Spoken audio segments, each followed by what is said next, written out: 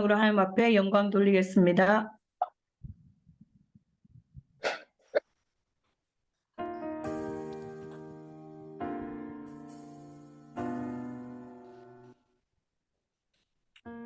지금부터 내가 해주는 얘기 들어주겠니?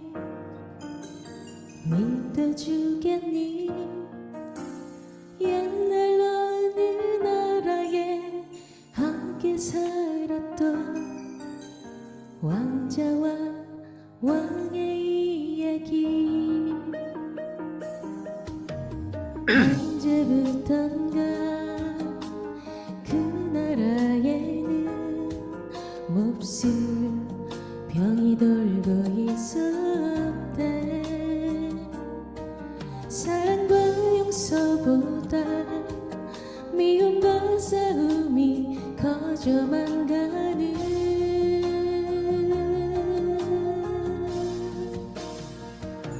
그 왕은 고민했었나봐.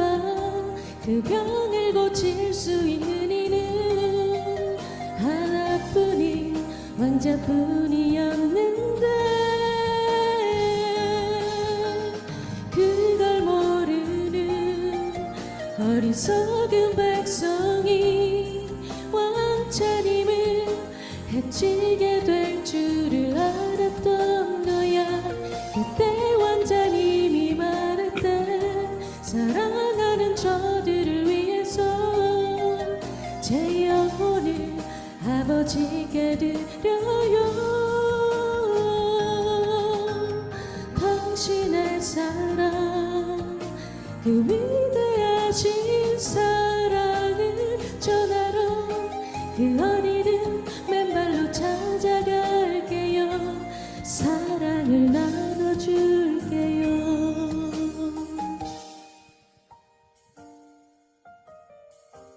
당신 전하다. 하나님이 세상을 이처럼 사랑하사 독생자를 주셨으니 이는 저를 믿는 자마다 멸망치 않고 영생을 얻게 하려 하심이라. 네.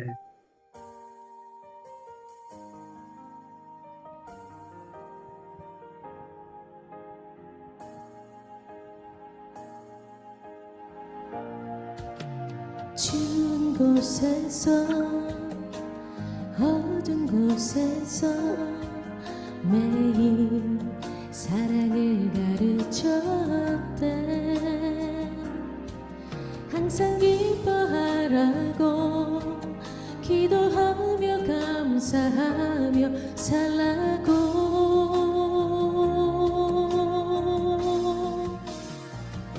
그러던 어느 날이었지. 어리석은 백성들이 그만 왕자님을 해치고야만 거야. 하늘도 울고 세상도 울었지만 왕자님은 기도했대. 저들을 용서하라고. 그제서야 모두 알았지. 우릴 위해 이곳에 오신 것, 우릴 위해 눈물 흘리셨단 것. 그분의 사랑, 그 위대하신 사랑을 배우고 다시 오실 그날을 기다렸는데, 또 시간은 점점 흐르고 그 기억은 멀어져 가면서 우리들은 다시 잊어가나 봐. 그분의 사랑, 그 위대하신 사랑을 우리는 언제까지나 항상 기억해야 해. 가슴에 새겨둬야 해. 세상에서 가장 귀한 이야기.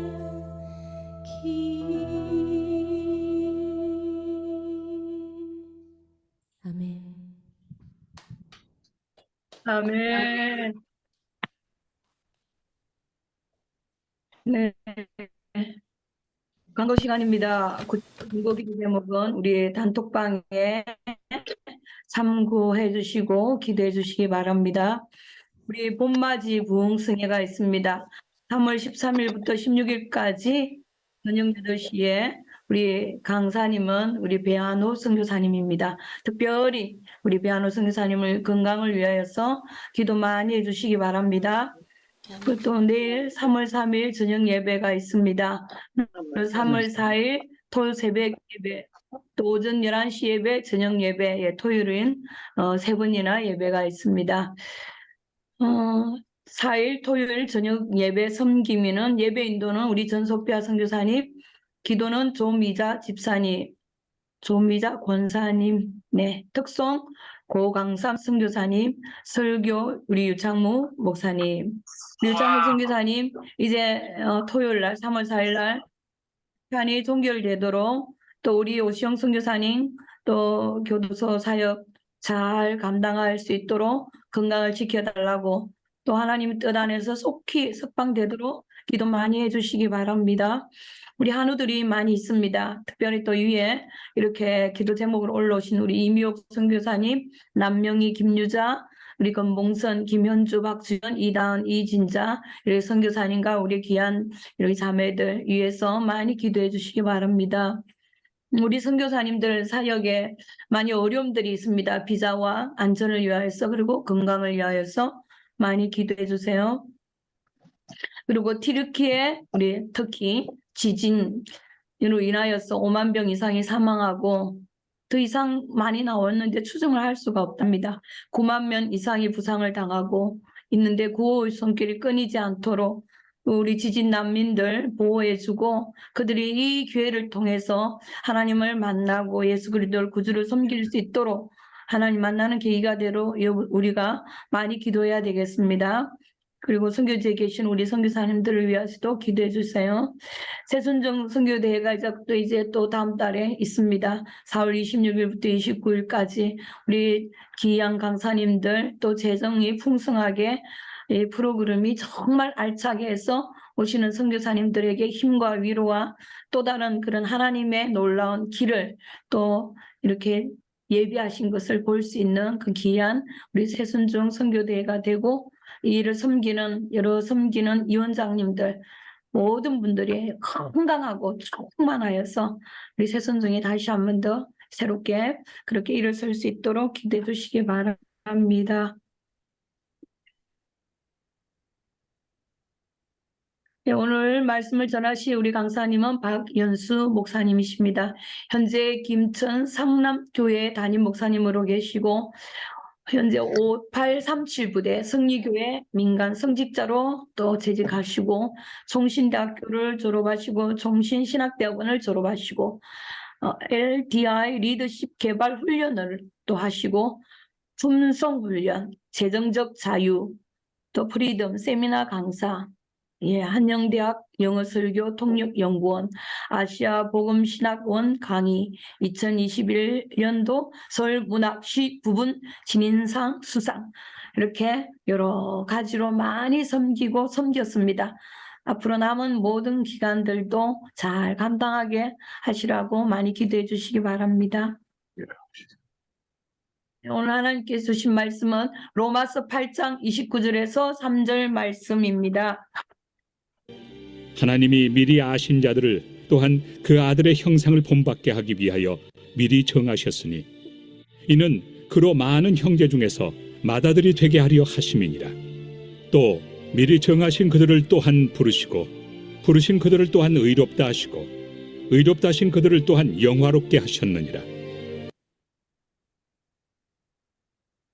아멘.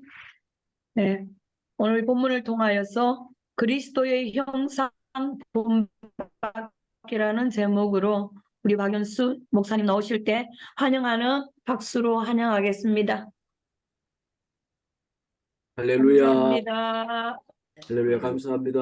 아멘. 할렐루야. 많이 기도해 주시고 또 이렇게 아름다운 찬양을 하나님께 드리는 우리 전중 목사님 감사드립니다. 우리 또 귀한 말씀 전할 수 있도록 이렇게 배려해 주신 우리 유창훈 원장님께 감사드립니다. 기도하겠습니다. 할렐루야. 하나님 아버지 감사드립니다. 오늘 이 시간 저희들이 행복기도원에서 함께 하나님 말씀을 저희들이 묵상할 수 있는 은혜를 주시니 감사합니다. 하나님께서 은혜 주셔서 말씀을 통해서 하나님의 크신 뜻을 깨닫고 은혜 받는 귀한 시간 되게 하시고, 부족한 종에게 이 시간도 주님 성령님께서 함께 해주시고 말씀을 통해 함께 은혜 받고 힘을 얻는 기쁨의 시간 되게 하옵소서. 예수님의 이름으로 기도드리옵나이다. 아멘. 네. 로마서 8장 28절로 29절 이 30절 말씀은 우리 신앙생활의 목표에 대한 귀한 말씀이라고 할 수가 있겠습니다. 우리가 이 세상을 살아가면서 우리 신앙생활의 이 목표는 바로 예수 그리스도를 닮는 것이라고 할 수가 있겠습니다. 오늘 우리가 이 세상을 살면서 돈이나 어느 것보다도 첫째는 이 품성입니다. 이 품성은 돈으로 살 수가 없습니다. 오늘 품성은 문제 해결의 핵심이라고 할 수가 있습니다. 오늘 가정에서 부부가 불화하고 또 외도하고 또 자녀들이 반항하고 성격의 갈등과 근심과 분노와 원망, 이러한 일들, 또 직장에서 근무를 태만히 하고 동료와의 갈등과 부정직성과 또 불충성, 불평불만, 또 경영에 있어서 무책임하고 비능률적이고 부정부패와 횡령과 불순종과 사기 저항, 교회 안에 또 목회자와 성도들의 갈등, 또 성도들과의 갈등, 불신자의 갈등, 이런 부분들이 모두가 다 품성으로 인한 것이라고 할 수가 있습니다. 그래서 우리는 이 성품이 개발이 되면은 이러한 모든 문제가 다 해결이 됩니다. 그리고 우리는 서로를 사랑하는 그런 법을 배우고 또 우리가 불신자와의 관계 맺는 법을 배워야 됩니다. 그럴 때 하나님이 사용하시는 교회가 되고 또 교회가 성장을 합니다. 그래서 이 품성은 오늘 우리의 삶의 가정의 성공이요, 또 교회의 성공이요, 그리고 지도자의 성공이고 회사의 성공이고 국가의 성공이라고 할 수가 있습니다. 그러니까 그럼 품성이란 무엇일까요? 본성이라고 하는, 내추라고 하는 그런 영어 단어가 있습니다. 이것은 타고난 기질과 본질과 욕구를 채우려는 그런 본능적인 태도입니다. 성경에서는 육의 사람이라고 이렇게 이야기를 합니다. 그리고 인격이라고 하는 단어가 있습니다. 인테그리티라고 하는 영어 단어인데 일반적 개념으로는 사람의 됨됨이를 말합니다. 도덕적 개념으로는 기본적인 양심의 그 표현의 결백성이고 청렴성이라고 할 수가 있습니다. 개성은 퍼스널리티라고 해서 도덕성이고 이것은 내면이 아닌 남의 눈에 보이는 독특한 외형적인 모습입니다. 그 다음에 품성은 캐릭터라고 해서 후천적인 것으로 자라면서 얻은 문화적인 유산입니다. 남이 보지 않을 때 나타나는 성숙하게 성화된 인품이라고 할 수가 있습니다. 그래서 이 품성은 우리가 성경적으로 정의를 한다면은 품성은 반응하게 하는 그런 뿌리이다. 그러니까 이 품성은 어떤 대가를 치더라도 올바른 일을 하고자 하는 그런 내적 동기라고 할 수가 있겠습니다. 예수님의 성품이 내 삶에 이식되어 나타나는 그러한 이 내적 동기가 바로 이 품성이라고 할 수가 있겠습니다. 그러면 우리가 이 품성을 어떻게 이룰 수가 있습니까? 그러니까 우리가 살아가면서 우리는 무의식적인 그런 반응을 많이 합니다. 그 무의식적 반응을 성경적인 반응으로 내가 나타나게 할 때 품성이 성취가 되는데, 이 무의식적 반응이 성경적 반응으로 이렇게 나타나는 그 시간이 0.3초에서 0.5초 사이입니다. 그러니까 우리가 살아가면서 우리의 삶의 환경에서 우리는 무의식적인 반응을 할 때, 그때 성경적 반응으로 우리가 할 때 우리 품성이 성취되는 것입니다. 그래서 품성을 우리가 개발하려면은 무의식적인 반응을 성경적 반응이 되도록 훈련하는 것입니다. 그래서 이 품성 개발이라고 하는 것은 내가 거듭날 때 그리스도께서 심어 놓으신 그리스도의 형상, 품성이 드러나도록 나 자신을 변화시키는 그런 훈련이라고 할 수가 있습니다. 그래서 우리의 품성의 목표는 바로 예수 그리스도의 그 형상을 본받는 것입니다. 형상이라는 말은 카락테르라고 하는 그런 말인데, 칼로 다듬어 새긴 기호, 글자, 또 표시, 부호 등과 같은 문장과 이 문장은 그것을 지닌 사람이 누구인지를 정확하게 표시합니다. 이 형상의 세 가지 의미를 우리가 생각한다면은 하나님이 우리 사람을 하나님의 형상대로 창조했습니다. 이것은 하나님을 의존하는 인간이 되라는 것입니다. 그런데 하나님과 교제의 의미가 있습니다. 그런데 하나님은 하나님의 형상을 따라서 우리 사람을 만들었습니다. 하나님과 교제하고 하나님을 예배하고 기도하는 그러한 사람으로 만드신 것이죠. 그리고 두 번째로는 이 만물을 다스리는 인간으로서의 통치권을 하나님 주신 겁니다. 창세기 1장 28절에 하나님은 이 자연의 모든 것을 다스리고 관리하는 그런 문화 명령을 주셨습니다. 그리고 세 번째로는 새 사람 성품으로 오직 심령으로 새롭게 되어 하나님을 따라 의와 진리의 거룩함으로 지으심을 받은 새 사람을 입어라. 우리가 주님의 성품을 담는 것입니다. 그래서 성품은 오늘 우리 그리스도인의 삶의 목표입니다. 사도 바울은 갈라디아서 4장 19절에서 그의 목회의 그 목표를 이렇게 말씀하고 있습니다. 나의 자녀들아, 너희 속에 그리스도의 형상에 이루기까지 다시 너희를 위하여 해산하는 수고를 하노니. 사도 바울은 성도들의 그 내면에 그리스도의 형상이 이루어지는 것, 그것이 바로 그의 목회의 목표였습니다. 그러면 우리가 이 품성의 완성을 어떻게 해야 됩니까? 이것은 사랑으로 품성의 완성이 됩니다. 예수님은 새 계명을 너희에게 주노니 서로 사랑하라. 내가 너희를 사랑한 것 같이 너희도 서로 사랑하라고 말씀했습니다. 너희가 서로 사랑하면 이로써 모든 사람이 너희가 내 제자인 줄 알리라고 말씀했습니다.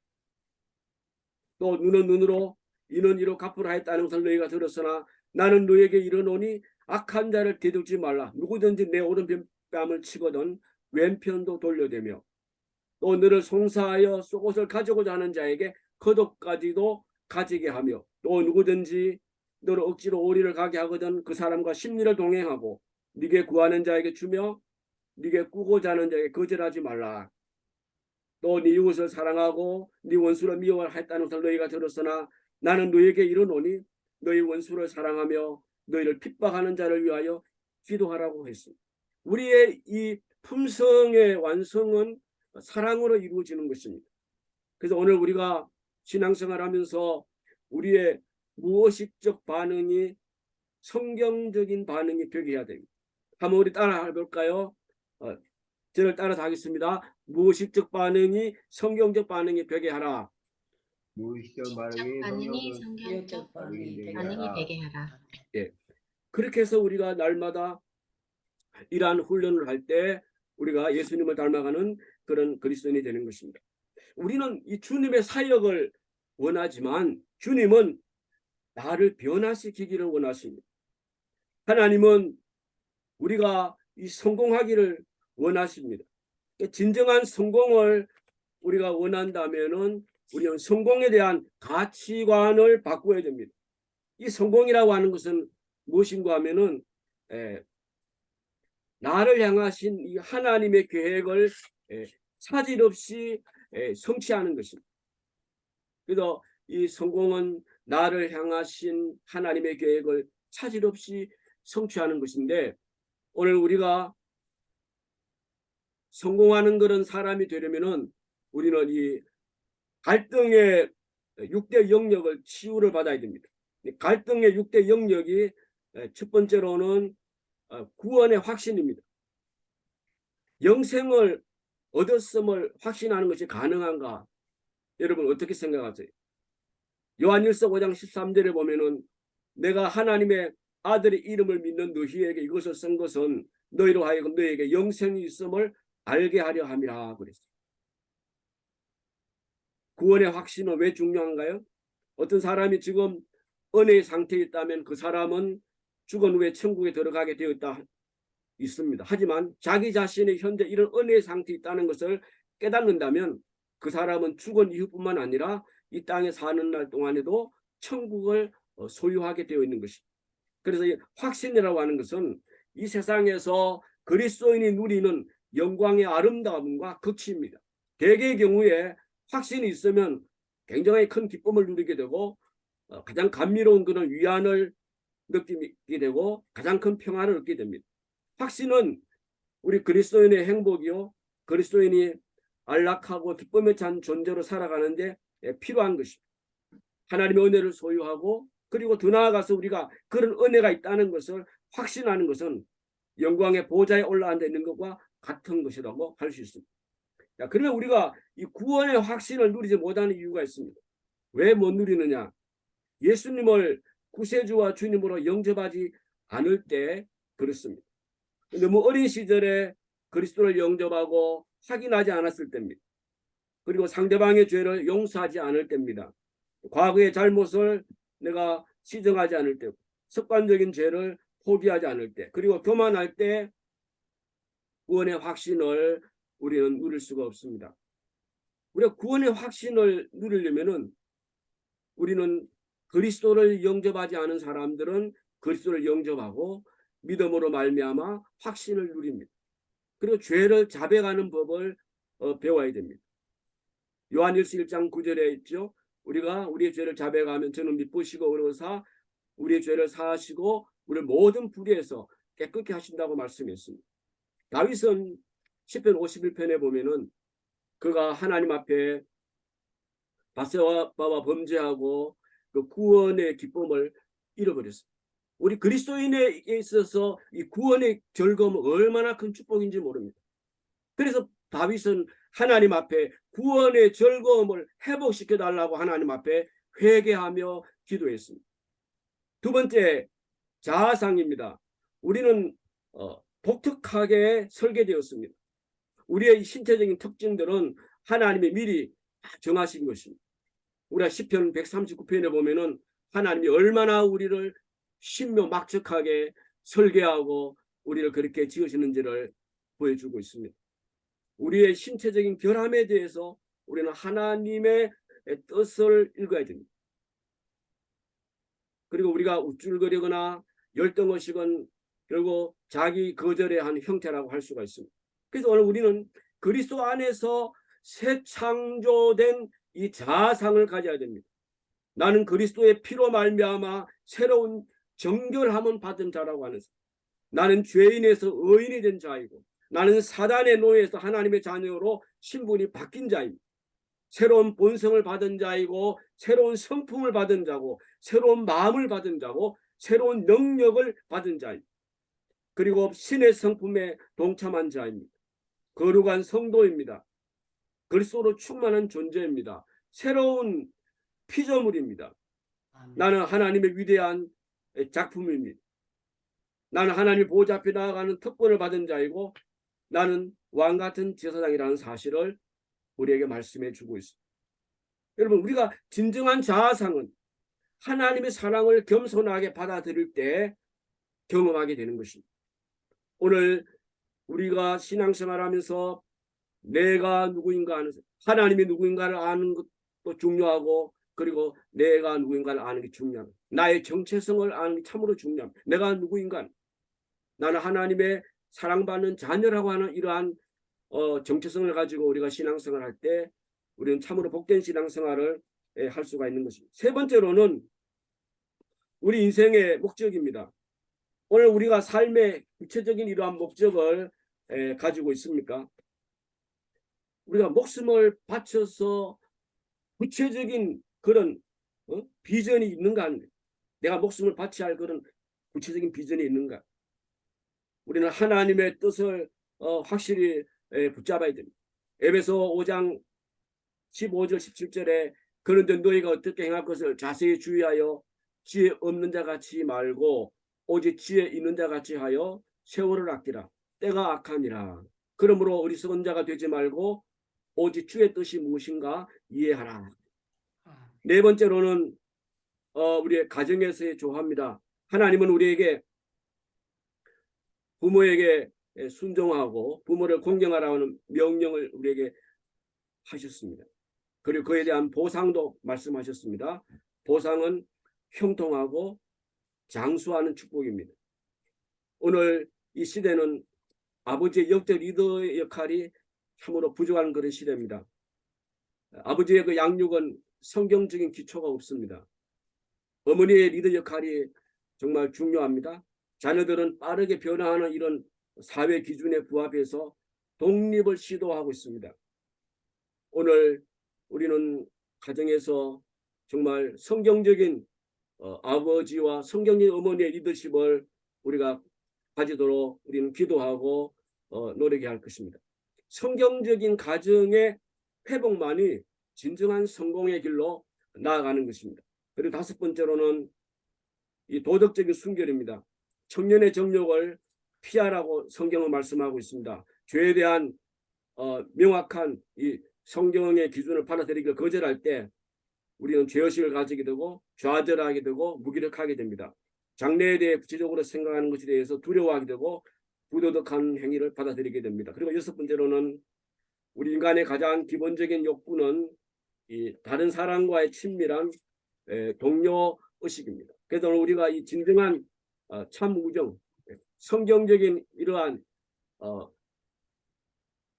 친구를 우리가 소유하는 것이 얼마나 중요한가 우리는 배우게 됩니다. 그러면 우리가 이 하나님 앞에서 우리가 성공적인 이러한 삶을 살아가기 위해서 오늘 우리가 어떻게 해야 되는가? 오늘 우리는 성경을 통해서 성경이 우리에게 보여주는 이러한 삶을 우리가 살아가야 되는 것입니다. 그래서 성경에 보면은 우리에게 기본적인 원리들을 제시해 주고 있습니다. 성경에. 미국의 이 빌가스라고 하는 박사님은 이 삶의 7대 기본 원리를 말씀하시는데 그것은 바로 설계의 원리, 또 권위의 원리, 책임의 원리, 고통의 원리, 소유의 원리, 자유의 원리, 성공의 원리 이렇게 말씀했습니다. 오늘 우리가 세상을 살아가면서 문제를 해결하는 그 하나님의 지혜를 우리가 얻어야 됩니다. 잠언 4장 7절에 보면은 지혜가 제일이니 지혜를 얻어라. 물은 너의 얻은 것을 가져 명철을 얻을지니라고 말씀하고 있습니다. 또 고린도전서 1장 22절로 24절에 보면은 십자가에 못 박히신 그리스도는 하나님의 지혜라고 말씀했습니다. 고린도전서 에서 말씀하는 이 십자가에 못 박힌 그리스도, 십자가의 그리스도를 하나님의 지혜로 받아들일 때 하나님의 관점으로 사물을 보는 지혜의 눈이 열리게 됩니다. 지혜라고 하는 것은 하나님의 관점에서 삶을 보는 것입니다. 우리가 하나님의 관점에서 우리가 볼 때에 우리는 믿음을 갖게 되고 소망을 갖게 되고 사랑을 갖게 되고 평안을 갖게 되고 기쁨을 갖게 됩니다. 사도 바울과 그 실라를 한번 보십시오. 하나님의 인도를 따라서 이제 마게도나로 와서 복음을 전하다가 그것도 저 많은 귀신 소녀를 치유해준 그 일로 통해서 감옥에 갇히게 됩니다. 감옥에서 매맞고 얼마나 힘든 고통의 시간을 보냅니까? 그 고통의 시간에서도 바울과 실라는 하나님 앞에 기도하고 하나님 앞에 밤중에 찬미를 드렸습니다.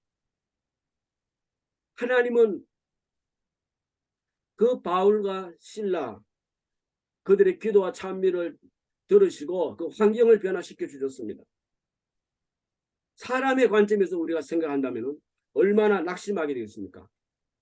그 감옥에 와서 전도도 하지 못하고 그렇게 고생하고 희망이 아마 없었을 것입니다. 그러나 하나님의 관점에서 볼 때 우리는 우리가 직면하는 그 환경에서 소망을 가지게 되고 평안을 가지게 되고 기쁨을 가지게 되는 것입니다. 사람의 관점에서 볼 때는 낙심과 절망과 환멸을 가집니다. 그래서 오늘 우리가 이 하나님의 관점으로 우리가 이 삶을 보는 것이 굉장히 중요합니다. 로마서 8장 28절 말씀에도 있으죠. 하나님을 사랑하는 자, 그 뜻대로 부르심을 입은 자들에게는 모든 것이 합력하여 선을 이룬다. 오늘 이 세상의 모든 일들은 다 하나님의 주권 하에서 이루어지는 것입니다. 그래서 우리는 환경을 받아들이고 또 환경 가운데서 하나님의 뜻이 무엇인가를 기도하며 그것을 우리가 바라보는 것이 참 중요하죠. 그래서 우리는 지혜를 얻어야 되는데 이 사물을 하나님의 관점으로 보는 이런 훈련을 우리가 해야 되고요. 고통을 네 단계로 보는 이런 훈련, 그리고 하나님의 삶의 7가지 원리를 우리가 이해해야 됩니다. 오늘 우리 삶에 일어나는 문제는 하나님의 법을 위반한 데서 오는 것입니다. 여러분, 우리가 살고 있는 이 세상에 우주의 자연 법칙이 있듯이 우리의 삶에도 법칙이 있습니다. 우리가 자연 법칙을 위반하면은 고통이 오죠. 예를 들어서 아파트 20층에서 뛰어내린다고 해봅시다. 그 사람은 반드시 다치게 되고 죽을지도 모르는 것입니다. 만유인력의 그 법칙을 위반하기 때문에 그 사람은 엄청난 그런 고통과 희생을 당하게 되는 것입니다. 하나님의 삶에도 법칙이 있습니다. 우리가 삶의 원리를 어길 때에 고통이 찾아오는 것입니다.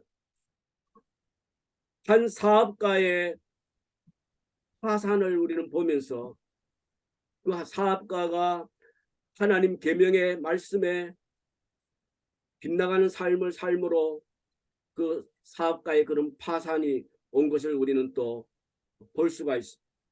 또 부모를 공경함으로 형통의 삶을 누리는 것을 우리는 또 볼 수가 있습니다.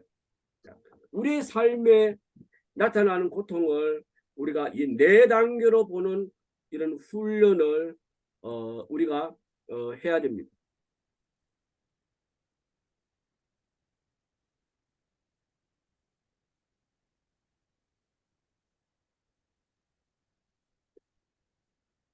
우리 삶에 나타나는 고통을 4단계로 보면은요, 표면상의 문제가 있습니다.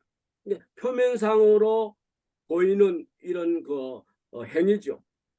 잘못된 복장을 입고 또 약속을 어기고 불경한 말을 하고 부정직하고 속이고 존경하지 않는 그런 태도로 살고 체벌을 하고 가출을 하고 오락으로 시간을 보내고 퇴폐하고 이런 오락을 추구하고 나쁜 습관, 시비와 논쟁을 하는 이런 행위에 원인이 있습니다. 표면상 원인이 바로 무언가 하면은 열등감이 있을 때 이런 잘못된 복장을 하게 되고 또 마음에 분노가 있을 때 약속을 어기게 되고요. 근심할 때 이런 불경한 은사를 사용하고 반항할 때 부정직하고 속이게 되고 또 시기와 질투 있을 때 존경하지 않게 되죠. 권태감이 있을 때 체벌하게 되고 불만족과 불안정감이 있을 때 가출하게 되고 오락을 추구하게 됩니다. 그래서 죄의식이 있을 때 퇴폐 오락을 이제 추구하게 됩니다. 좌절감이 있을 때 나쁜 습관을 가지게 됩니다. 과격한 성미가 있을 때 시비하고 논쟁하게 되는 것입니다. 이러한 그 문제의 근본적인 문제가 뭐냐? 그것은 그 사람의 품성입니다. 그 사람 마음에 원망이 있을 때, 쓴 마음이 있을 때 열등감이 일어나고 분노가 일어나고 근심이 일어나게 되고 결국 그것이 이제 표면상으로 나타나는 문제들이 이런 잘못된 복장, 약속이고 불경 언사와 부정적 속임으로 나타나는 것입니다. 그런데 이생의 자랑을 추구하는 것이죠. 그 다음에 세상적인 가치, 안목의 정욕을 따라서 사는 삶이다. 반항하게 되고 시기 질투하게 되고 권태감을 가지게 되고 불안정한 이런 인생을 살아가는 것입니다. 그 다음에 이제 부도덕하고 육신의 정욕, 엄란의 정욕을 이제 원인이 될 때 결국 이런 품성이 있을 때 결국 나타나는 이제 결과들이 바로 이 태폐 오락을 쫓고 나쁜 습관, 시비 논쟁하게 되는 것입니다. 자, 근데 근본적인 원인이 왜 이러한 일들이 우리의 삶에 이렇게 표출되는가 하는 것은 그것은 하나님의 은혜를 거역할 때 결국 이러한 일들이 우리의 삶 속에 일어나는 것입니다. 하나님의 은혜가 얼마나 중요한가요? 하나님의 은혜를 거역하고 인간의 본연의 욕심을 따를 때 이러한 품성을 가지게 됩니다. 그래서 하나님의 은혜는 겸손을 요하는 것입니다. 그리고 성경적인 이러한 그 원리를 위반할 때 하나님이 세우신 이러한 7가지 원리겠죠. 하나님의 계획의 원리, 권위의 원리, 책임의 원리, 또 고통의 원리, 소유권의 원리, 자유의 원리, 성공의 원리, 이러한 성경적인 원리를 위배하게 되면은 결국 우리의 삶 속에 근본적인 문제와 표면상 원인과 표면상 문제로 이러한 것들이 나타나는 것입니다. 그래서 우리는 이 하나님의 은혜가 얼마나 중요한가. 히브리서 12장 1절과 15절에 보면은 이러므로 우리에게 구름같이 둘러싼 허다한 정인들이 있으니 모든 무거운 것과 은밀히 쉬운 죄를 벗어버리고 인내로서 우리 앞에 당한 경주를 경주하며 너희는 하나님의 은혜 이루지 못하는 자가 없도록 하고 또 썸뿌리가 나서 괴롭게 하여 많은 사람이 이로 말미암아 더럽게 되지 않게 하며. 자, 이 하나님의 은혜를 우리가 받아서 사는 삶이 얼마나 중요합니까? 이 은혜의 정의는 가치가 없는 사람에게 베풀어지는 하나님의 사랑입니다. 이게 무조건적인 하나님의 사랑이죠. 호의라고 할 수 있죠. 우리가 세상 살아가면서 날마다 우리는 이 하늘의 아름다운 태양빛을 받으며 사는 게, 이 태양빛 우리의 거저 주시는 거죠. 비타민 D를 생성하는 이런 햇빛을 받는 것이죠. 우리가 사는 이 세상 이 공기도 우리가 거저 받는 것이죠. 은혜라고 하는 것은 하나님의 뜻을 행할 수 있도록 하나님이 우리에게 주는 소원과 능력입니다. 이거 한번 같이 따라서 한번 해보겠습니다. 은혜란 하나님의 뜻을 행할 수 있도록 하나님의 뜻을 행할 수 있도록 할 수 있도록 하나님이 우리에게 주는 소원과 능력이다. 하나님이 우리에게 하나님이 주는 우리에게 소원과 소원과 능력이다. 아멘. 아멘. 그러니까 내가 은혜를 많이 받을수록 하나님의 소원과 능력을 소유하게 되는 것이고요. 내가 은혜가 적을수록 하나님의 소원과 능력을 덜 소유하게 되는 거예요. 그래서 우리가 이 하나님의 은혜를 풍성하게 받는 것이 얼마나 중요하죠. 하나님의 은혜를 풍성하게 받을수록 우리의 인생은 하나님의 소원을 더 많이 이루어드리고 또 그 하나님의 소원을 이루어드릴 수 있는 능력을 더 많이 소유하게 되는 것입니다. 근데 이 은혜의 특징은 모든 사람에게 하나님이 주신다고 말씀했습니다. 에베소 2장 8절에 보면은 너희는 그 은혜에 의하여 믿음으로 말미암아 구원을 받았으니 이것은 너희에게서 난 것이 아니요 하나님의 선물이라고 했습니다. 그리고 값없이 주십니다. 또 베드로후서 3장 18절 또 고린도후서 8장 7절에 보면은 하나님의 은혜는 값없이 주시고 자라감으로 주어지는 거예요. 우리가 하나님을 알고 예수 그리스도를 알므로써 우리의 신앙이 자라감으로써 하나님의 은혜가 우리에게 더 풍성하게 주어지는 것입니다. 그리고 이 하나님의 은혜는 우리가 저항하고 받아들이지 않을 수 있는 것입니다. 그러니까 우리가 이 하나님의 은혜를 이렇게 저항하고 받아들이지 않으면은 세 가지의 뿌리가 되는 문제가 발생하는 것입니다. 그것이 바로 우리 안에 원망과 쓴 마음을 갖게 되고 세상적인 가치를 가지게 되고 부도덕한 삶을 살게 되는 것입니다. 그래서 우리는 이 하나님의 은혜를 받는 것이 얼마나 중요한지 모릅니다. 하나님의 은혜는 누구에게 임합니까? 하나님의 은혜는 겸손한 사람에게 임하는 것입니다. 근데 겸손은 하나님의 은혜를 받는 지름길이 되는 것입니다. 겸손의 정의가 뭐냐? 겸손은 나는 아무것도 아니고 또한 아무것도 지니고 있지 않아서 내 인생의 모든 것은 하나님으로부터 온 선물임을 인정하는 것입니다. 우리는 세상을 살아가면서 다른 사람들로부터 중상모략을 당할 때는 하나님이 은혜를 주시는 순간입니다. 그 사람을 용서할 수 있는 기회이고 그리스도의 고난에 동참할 수 있는 기회이고 그 사람을 위해 기도할 수 있는 기회이고 내 삶에 고쳐야 할 것을 고칠 때입니다. 기쁨과 감사의 기회입니다.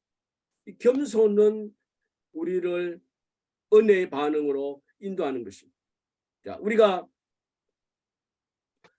두 가지 반응을 우리가 예를 든다면 원수에 대한 자연적인 반응은 어떻습니까? 복수하고 싶은 마음이 생기죠. 그러나 원수에 대한 은혜의 반응은 주님 말씀대로 그를 용서하고 그를 기도해주고 그를 축복하고 싶은 마음이 생기는 거예요. 두 번째로 원수에 대한 자연적인 반응은 자기를 보호하고 자기를 방어합니다. 그러나 원수에 대한 은혜의 반응은 자신의 잘못을 살피고 고치는 것입니다. 그리고 원수에 대한 자연적인 반응은 원수가 잘못할 때 쾌감을 느낍니다. 그러나 원수에 대한 은혜의 반응은 내가 그를 도울 일이 어디 있는가를 찾게 됩니다. 또 원수에 대한 자연적인 반응은 원수가 잘 될 때 하나님을 원망합니다.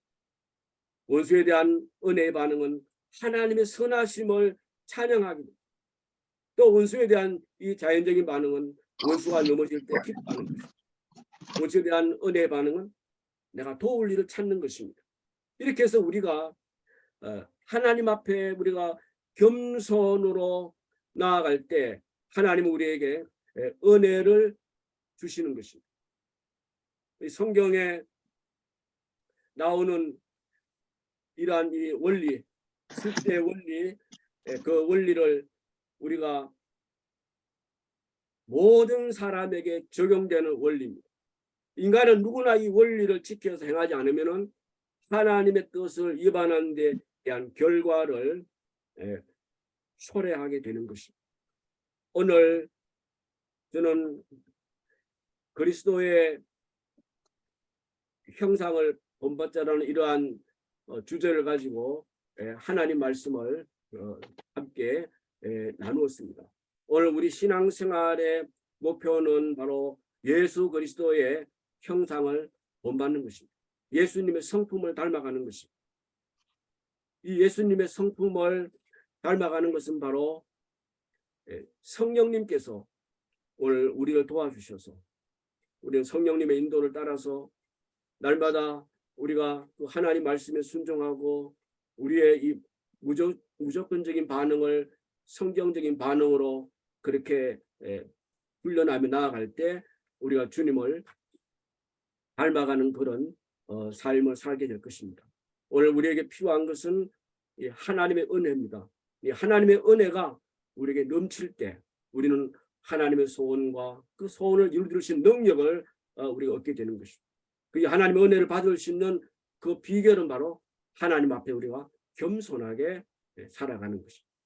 우리 모두 하나님 앞에 겸손함으로 이 하나님의 은혜를 매일매일 받아서 하나님의 목적을 이루어드리는 그런 우리의 삶이 되고 오늘 우리의 가정과 우리 교회와 우리 사역이 하나님의 축복으로 풍성해지기를 주의 이름으로 부탁합니다. 아멘. 하나님 아버지 감사드립니다. 저희들을 하나님의 자녀 삼아 주셔서 감사합니다. 오늘 내가 누구인가? 그리스도인의 정체성을 우리가 바로 이해하게 하시고 우리 신앙생활의 목표 바로 그리스도 형상을 본받아가는 이 삶을 우리가 날마다 훈련하게 해주시기를 간절히 원합니다. 하나 우리가 겸손하여서 하나님의 은혜를 많이 받아서 하나님 앞에 우리 인생의 목적을 이루어드리는 그런 삶을 살아가는 저희들이 다 되게 하여 주옵소서. 오늘 행복기도원에 함께하는 사랑하는 주님의 백성들에게 은혜를 주셔서 정말 우리의 삶을 통해서 예수 그리스도의 향기가 이렇게 풍겨나고 정말 우리가 가는 곳곳마다 정말 우리는 예수님의 모습을 보여주고 하나님 나라를 우리가 전가하는 그 일에 쓰임받게 하옵소서. 예수 그리스도의 이름으로 기도드리옵나이다. 아멘. 아멘. 목사님 축도해 주세요.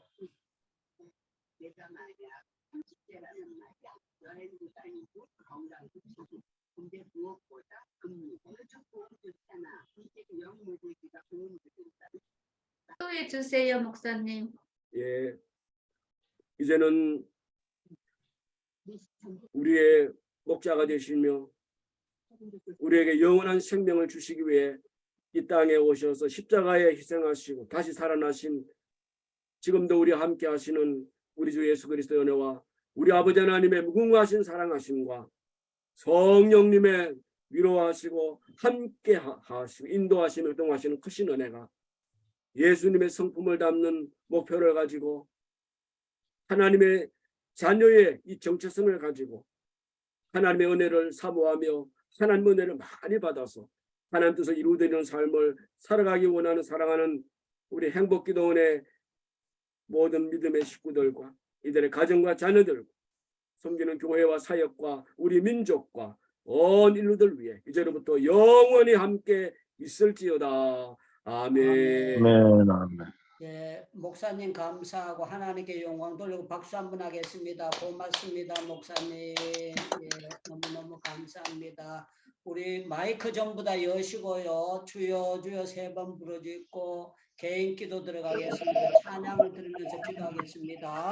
주여 주여